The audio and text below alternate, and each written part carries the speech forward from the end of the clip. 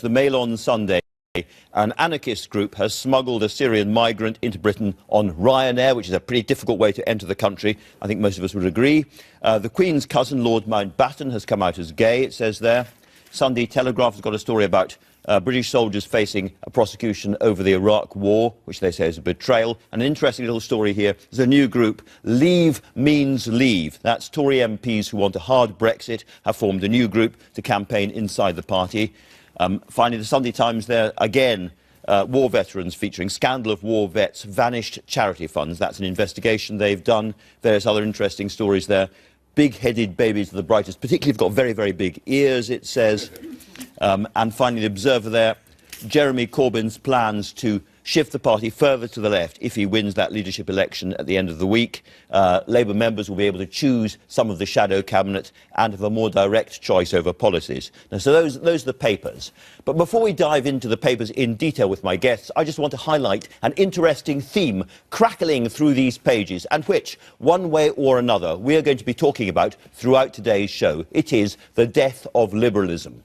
From John Major and Tony Blair right through to David Cameron, top politicians in this country have hunkered around a belief in economic liberalism, free markets, open borders, huge movements of money and people across Europe and the world. The great disruption of our age. But now, with a more conservative mood under Theresa May in Downing Street and Labour moving sharply to the left, that consensus seems to be over. Now, if so, it's a big turning point in our national life. Nigel Farage and Caroline Lucas, is that broadly what you think is happening? I think there is a big change going on, not just in Britain, but actually right across the West. I mean, it all depends what liberalism means to you, doesn't it? Very different. And I look at it as a metropolitan elite, backed by big business, who've just been increasingly getting out of touch with ordinary voters. So Brexit was perhaps, in a way, the first big fight back against that, and I suspect we're going to see shocks in the American elections and across Europe too. The idea that the metropolitan elite have some kind of monopoly over caring about values, about human rights, about those kinds of key social and environmental standards, I think is a bit of a Faragean myth, if I might say. You know, those are key values across our society, and I think they will continue. I wanted to start with let's dive into the papers proper then. Well, and it's exactly the headline there says it all. Cameron makes a swift exit as PM buries his political legacy. Is Theresa May developing a new post-liberal conservatism? What's the answer? Well, I'm just interested in how quickly history seems to be being rewritten, because part of this piece here in The Observer gives the impression that Cameron had, you know, quite a benign, cuddly kind of liberal conservatism, and now May is coming in with something that's far more radical, if you like. But let's not forget that under David Cameron, we saw a massive reduction in the size of the state. We saw welfare being rolled back. We saw the privatisation of the NHS. We've seen austerity laid out. So although David Cameron might have had a different language about it, I don't think we should imagine that this is such a great rupture. And of course, Theresa May has said again and again that she wants to work for the people, the hard-working people at the sort of bottom third of society. And so we'll talk about that later on. But the big crunch in this government is going to be, again, over Brexit. Nigel Farage, I mentioned this Leave Means Leave group, but you've got an interesting story here. Nick Clegg, of all people, predicting a huge fight inside government between soft Brexit versus hard Brexit, and the whole thing just basically falling apart. Yeah, I mean, Nick Clegg is busy today. You've got this, and he's written various other articles. The Lib Dems are gathering in Brighton. I think it's partly the Liberal Democrats wanting to be relevant and looking for sort of voter base amongst sort of hardline Remainers. The bit that I do agree with Clegg about is that it's pretty clear that the European Union, even though it's not in their interests, are going to start off negotiating by saying you will not have tariff-free access unless you accept the free movement of people. And it's a question of how the government responds to it. It's very interesting. I mean, last weekend, the Home Secretary, Amber Rudd, was saying all sorts of extraordinary things, like, you know, it might cost us 50 quid to buy a visa to go to Calais for a day trip. I mean, clearly not right, but it was as if I felt she was still fighting the referendum. Whereas, on the other hand, David Davis this week says, look, if there's no deal, so what? We'll just have World Trade Organization rules. And I do think where Clegg is right is this issue over the next 2 years does have the potential to split the Conservative cabinet quite dramatically. Meanwhile, Jane, there's the ordinary voters wandering around, scratching their heads, wondering what to do next. Yes. And Barbara Ellen in The Observer has an interesting Yeah, I think she piece. sort of sums up the mood, actually, among a lot of lifelong Labour voters.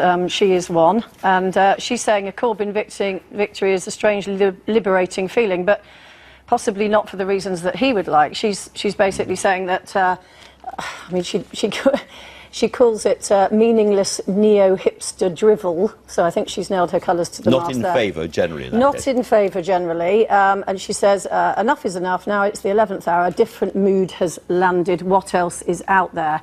And she's looking at, you know, will she vote Tory? Obviously not.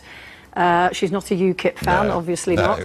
And she seems to be sort of pitching for the idea that the Labour Party will...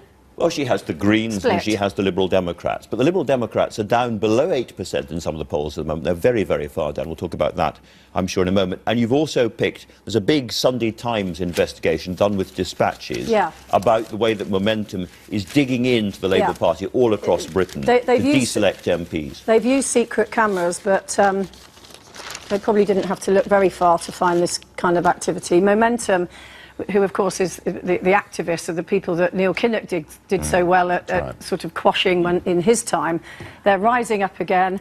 They say here that they're already controlling Bristol. Dispatches has done this undercover investigation, and it says here, you know, Tom Watson, who of course is in the middle of all of this, has called Momentum rabble, but it's very well organised rabble, if they're a rabble. Dispatches is saying they're very well organised, very ambitious, and they've uncovered plans to put a Labour engagement officer in every local party. Can we just be a bit careful, though, about these huge labels? Because an awful lot of people who've joined Labour, just as they've joined Greens and others, are genuinely excited about what could be a different kind of politics. Right, and this idea as well, that somehow the MPs should have to restand again for selection before they stand as an MP again. That, to me, is absolute common sense. That's democracy. You know, that's what happens in the Greens all the time. Why should it be the case that just because you have been an MP, you automatically get it? Caroline, but surely the idea is that they want to get elected. Otherwise, it's just a different kind of student politics comes back to how you present the policies. The fact that you're actually appealing to more people. But there's a disconnect here, isn't there? There's a big disconnect here. There's this big Labour debate going on, and clearly some pretty hard left figures looking to get the moderates out. Over half the Labour voters in the Midlands and the North voted for Brexit.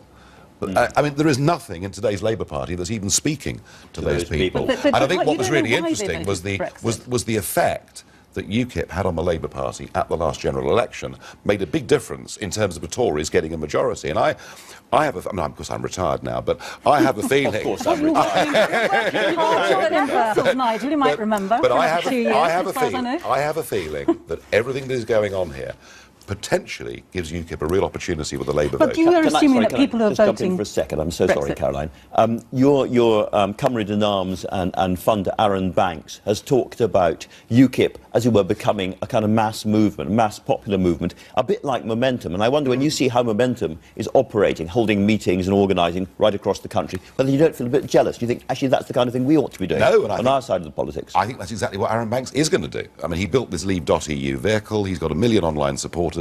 That's exactly what he intends to do. And there are some big examples out there. I mean, the Five Star Movement in Italy is a completely online political party. It's now at 30% in the polls. So there is a very new kind of politics out there that can be highly effective.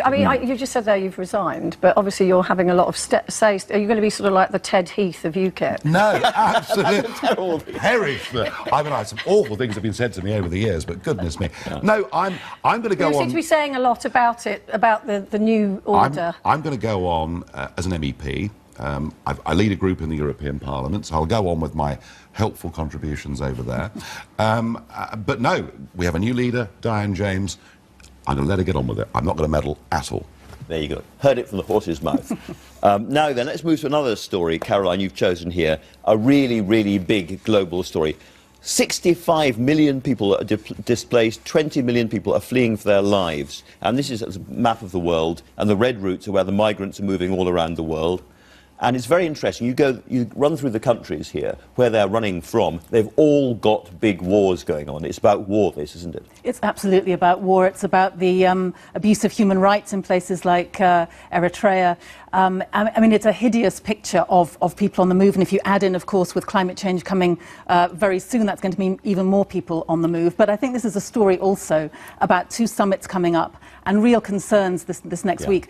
The countries are not facing up to their responsibilities. Of course, we remember that David Cameron had a summit for people to give finance towards the Syrian refugee crisis. Only a sixth of the money that was pledged back in February has actually been given. We absolutely need the government to be doing more. Big march in London yesterday, big message saying, look, you promised to follow the Alf Dubs Amendment, these 3,000 unaccompanied children. You know, they should be out of the camps in Calais. We've had about 20 maximum so far. So this is a story both of a magnitude of a challenge, but an absolute paucity of political response. And, of course, it's changing politics in the places to which these migrants are going.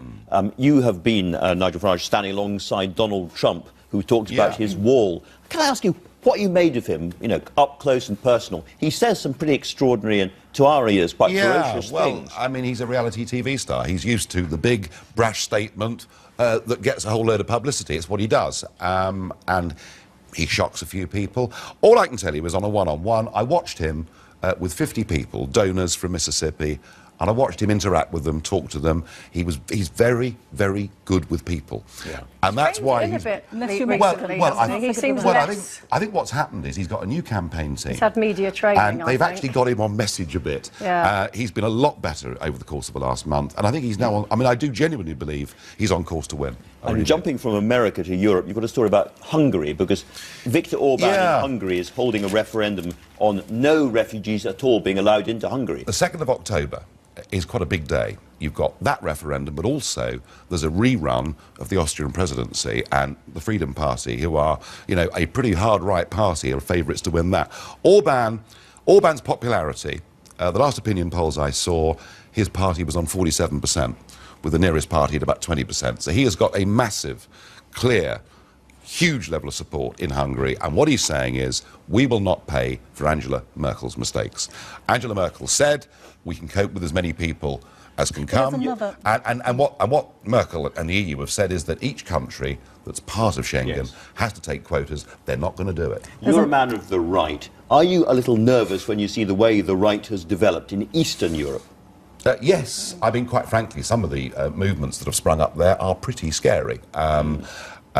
I have to say, on all this debate about Brexit and how long is it going to take, it may well be the EU doesn't exist. Because I think, you know, I mean, quite honestly, the row that is going on between Germany and those eastern countries over migrants and quotas, I think it's the most serious crisis the EU's yet faced. Very interesting. Jane, we mentioned America there. You've got another story. Hillary Clinton. Going back to Donald, of course, who I do think's had media training. Donald, don't be yourself, has been the general thing to him, I think. And we've got Hillary Clinton, of course, on the other. And I love this picture with Jimmy Fallon regarding her pneumonia being infectious. He's got his mask on here. But America, the phrase in America is, we're a country of 300 million, and this is the best we can do. And it's people saying, well, I will vote for Hillary because I don't like Trump, not because they particularly like Hillary, and vice versa. Let's scuttle back home again. And a very interesting story you've chosen from the business section of the Sunday Telegraph, Caroline, about the EDF bills that are going to be coming in soon. Yeah, this is the story, of course, about Hinkley, and quite a few of the Sunday papers are still kind of poring over the decision that was made for the Hinkley nuclear power station. The deal's been done on Hinkley, but it's quite interesting that we've got the front page of Business here, but also Jeremy Warner inside the business page is also saying, well, Hinkley's going to happen, but is Sizewell B, is that absolutely got to happen as well? And Bradwell, these are the things that China wants to be able to build that are linked to Hinkley, but basically which lock us into yet more nuclear. And it is interesting, of course, you know, the EDF boss was the one who famously said that by next year, 2017, we'd be, you know, cooking our turkeys off the energy from Hinkley. Well, I think the turkey's going to get a bit cold before we're going to get around to doing that. But it just strikes me as really interesting that the Sunday Telegraph in particular is just looking at the costs of this and just saying it is absolutely madness. And it's very expensive electricity as well. It is. You know, they've guaranteed this 35-year strike price. It's a rotten deal. It's double the price of wholesale electricity. We review the papers, and in reviewing the papers, we reveal which headlines may not be entirely accurate. Jane Moore. UKIP nude dip by Nigel. Now, I'd just like to point out here, Nigel reliably informs me that this is a mock-up and isn't his actual body. I mean, sort of 18 stone fatty. It does say nude dip, but actually in the intro it does say bursting into a wedding party almost naked after skinny You were dipping. actually wearing your boxers or your pants. I was. And I think if you're wearing a pair of properly stitched Jeremy Paxman underpants, you are not skinny dipping. I agree with that, and it was lovely. The water was great. It was great fun doing it. Last thing to do as UKIP leader, Nigel Farage, Caroline Lucas and Jane, thank you all very much indeed. Now then.